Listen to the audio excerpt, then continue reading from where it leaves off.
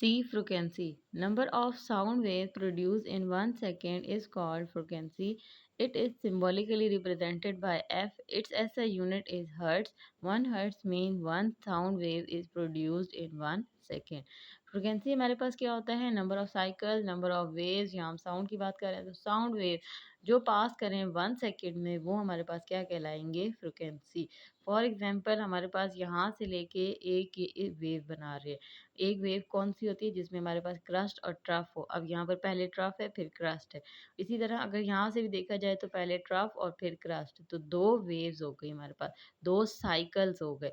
अब दो साइकिल्स अगर फॉर एग्जांपल 1 सेकेंड में पास कर रहे हैं, 1 सेकेंड में अगर ये ट्रैवल कर जाते हैं यहाँ से लेके यहाँ तक, इसका मतलब यहाँ इनकी क्या है? फ्रिक्वेंसी। फ्रिक्वेंसी क्या होती है? नंबर ऑफ साइकिल्स पर सेकेंड में पास करें उनको हम कहते हैं फ्रिक्वेंसी। इसको रिप्रेजेंट किया जाता है एफ से। इसके ऐसा यूनिट है हमारे पास हर्ट्ज। 1 हर्ट्ज किसकी इक्वल होता है? हमारे पास पर सेकेंड के। कैसे? जैसे मैंने यहाँ पे लिखा है hertz is equal to 1/s। अब s क्या है? t। अगर हम यहाँ पर इसका एक रिलेशन देखें जो हमने पढ़ा हुआ है, वो हमारे पास होता है f is equal to 1/t।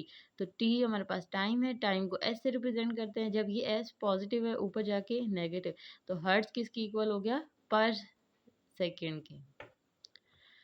4D time period. Time required to create one sound wave is called time period. It is symbolically represented by T. Its SI unit is second.